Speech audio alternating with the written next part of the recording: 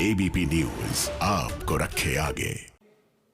26 जनवरी को किसान tractor march के दौरान हुए उत्पात में घायल पुलिस कर्मियों के परिवारों ने आज दिल्ली के शहीदी पार्क में प्रदर्शन किया। 350 से ज्यादा पुलिसकर्मी इस उत्पात में घायल हुए थे। वरुण जैन की ये रिपोर्ट देखिए आप। ये परिवार है दिल्ली पुलिस का, जिनका बस एक ही सवाल है कि आखिरकार उस दिन उन पुलिस कर्मियों की क्या गलती थी जिनके ऊपर लाठी, डंडों और तलवारों से हमला किया गया। चिंता लगी रहती है कि कब पापा घर पहुंचेंगे, कब भाई घर पहुंचेगा, और अपनी उसी चिंता को लेकर इन्होंने आज एक पीसफुल प्रोटेस्ट किया है। आप भी बैठे हुए हैं प्रोटेस्ट पे। कौन है आपका परिवार में जो पुलिस में है? पुलिस में मेरा हस्बैंड है और मेरी लड़के की बहू है। आपके हस्बैंड भी है। चिंता लगी रहती कि कब घर आएंगे, क्या चलता रहता है?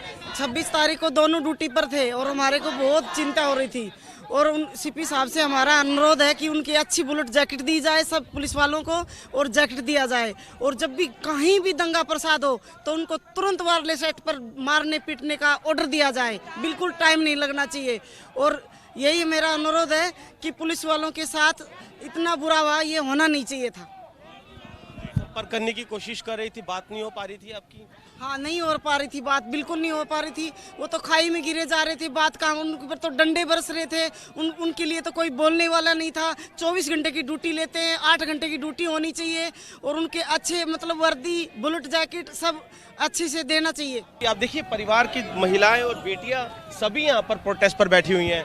आपका बेटा जी कौन है फैमिली में? जी, मेरे फादर हैं पुलिस में। आपके पापा हैं? हाँ जी। आपने 26 तारीख को भी देखा, उस दिन डर लग रहा था, बात करने की कोशिश करी हाँ होगी? जी, बात करने की पूरी कांटेक्ट की कोशिश हो रही थी, लेकिन वही लग रहा था कि अब वहाँ पर उस मोमेंट पर क्या हो रहा होगा। हर पल न्यूज़ चैनल्स पर कवरेज चल रही थी, लगातार हम लोग उसको देख रहे थे, कवर कर रहे थे, बट स्टिल मन में ये चीज़ थी कि किसी की फैमिली का कोई, सब किसी को कोई मार रहा है, मतलब इस तरह का एक मॉब लिंचिंग टाइप ये हुआ था, और पुलिस वाले नहीं हटते थे, अपने आप को वो प्रोटेक्ट कर रहे हैं, पूरे देश को प्रोटेक्ट कर रहे हैं, स्टिल उनके लिए कोई प्रोटेक्शन नहीं देती सरकार। आप क्या चाहते हैं? आप इधर प्रोटेस्ट पर बैठे हैं, आपने बताया आपके फादर जो है पुलिस में है, आप क्या चाहते हैं? सबसे पहले तो हम ये चाहते हैं कि जो गुनहगार है उनको सजा होनी चाहिए, और एक ये लेसन सेट होना चाहिए कि पुलिस जो है सबकी रक्षा करने के लिए है।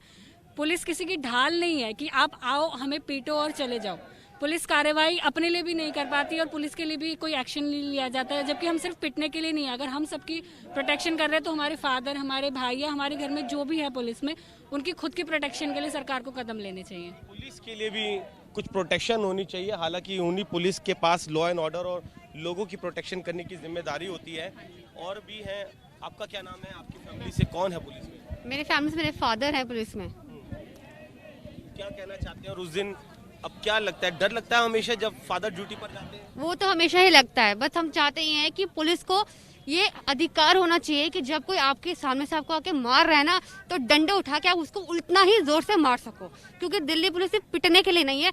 जब भी कभी कोई प्रोटेस्ट होता है, सबसे पहले दिल्ली पुलिस पिटती है, और सबसे पहले बदनाम भी दिल्ली पुलिस होती है। अगर दिल्ली पुलिस पिटे तो वो पिट गई, हाई कुछ नहीं कर, और दिल्ली पुलिस मारे तो दिल्ली पुलिस ने मार दिया। अब या तो पिट सकती है या तो पीट सकती है। उनको पूरा अधिकार होना चाहिए कि जब कोई मारे तो उसको दुगनी तरीके से मार सके हम। पुलिस को भी अधिकार मिले। कुछ इसी तरह का पोस्टर भी यहाँ पर लिया हुआ है। लाल किले को तुमने जवानों के लहू से रंग दिया, जो ना भरेगा कभी, तुमने दिल्ली के दिल में वो जख्म दिया है। अपना एक गुस्सा, नाराजगी इनके पोस्टर में भी जाहिर होती है। आपसे जानना चाहूंगा मैम, आपके परिवार में कौन है पुलिस में? सर, मेरे हस्बैंड है पुलिस में। उनकी भी ड्यूटी लगी हुई थी? वो सेल में उन लोगों की प्रोटेस्ट में? हाँ, प्रोटेस्ट में उनकी भी ड्यूटी थी, और हम लोग की फोन कॉल्स उनसे हो नहीं पा रही थी, ना कोई बातचीत हो पा रही थी। न्यूज़ देखी तो पता चला कि इस तरीके से ये दंगे भड़क गए हैं। जो भी किसानों को एक तरीके से दाता कहा गया है, मतलब कि सबको देने वाले, ये कब से इतने हिंसक हो गए, हमें तो यही चीज़ समझ में नहीं आई कि मतलब एक किसान है जिसको जाना जाता है कि प्राण देता है हमें अन्न से, तो उसको प्राण लेने की किस लिए दे दी? तलवारें लेके आप आंदोलन कर रहे हो, तलवारों के जोर पे मार रहे हो। हमने तो हमेशा सिख कौम को या किसानों को, इनको यही सुना है कि पनाह देते हैं अच्छे कामों के लिए। यहाँ पर तो देखा ही नहीं गया। और दिल्ली पुलिस को हमारे हिसाब से इतना सक्षम रखना चाहिए कि इनको लॉ ऑर्डर में हमारे ऐसा होना चाहिए कि इनको भी कानूनन वो दे देनी चाहिए, जिसे कहते हैं कि शक्ति या कुछ भी फोर्स वगैरह की, कि इनको भी अटैक करने का वो देना चाहिए। एक डंडे के जोर पे हम तलवारों को और उनको नहीं रोक सकते, जो पूरे ट्रैक्टर ले के आ रहे थे। कहीं ना कहीं आपका मानना है कि उस दिन पुलिस के भी हाथ बांधे हुए थे और पुलिस बंधे हुए थे, निहत्ती लग रही थी दिल्ली पुलिस। ऐसा लग रहा था कि उनको बिल्कुल बांध के रख दिया है कि बस कोई आएगा और मार के चला जाएगा। उनके पास हमें इस तरीके की कोई भी ढाल नहीं नजर आ रही थी डंडे के अलावा कि रक्षा कर।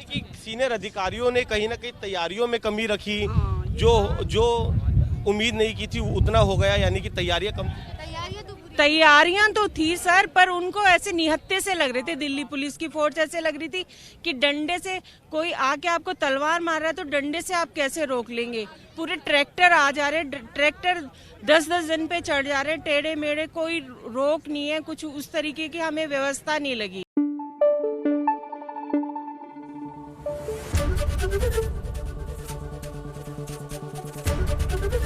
एबीपी न्यूज आपको रखे आगे।